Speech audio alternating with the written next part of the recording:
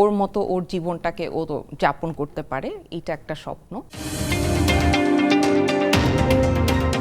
তিনটা উইশের কথা বলেন, তিনটা স্বপ্ন।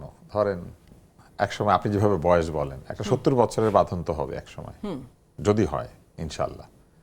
তো সেই 70 বছরের বাঁধনের কোনো স্বপ্ন আছে? 60 বছরের বাঁধনের স্বপ্ন, কিংবা বাঁধন কোনো কিছু একটা চায় যেটা এখনো সে পায় নাই? আমি লিখতে চাই। আমার খুব ইচ্ছা যে আমি সিনেমা বানাবো। সো কাহিনী আপনি লিখবেন? আমি লিখতে চাই। আমার লিখার খুব ইচ্ছা। আমি ডিরেক্টর হব কিনা আমি জানি না, বাট লিখা এবং প্রডিউসিং করার ইচ্ছা আছে। বিকজ ডিরেকশন আমার কাছে অনেক কঠিন মনে হয়, বাট আমার স্ক্রিন প্লে লিখার খুব ইচ্ছা। গল্পর বই লিখার চাইতে আমার কাছে মনে হয় যে আমি খুব বেশি মানুষ পর্যন্ত আমি যা বলতে চাই বা যেগুলো আমি দেখাতে চাই সেগুলো আমি বেশি মানুষ পর্যন্ত পৌঁছাতে পারবো সিনেমার মাধ্যমে।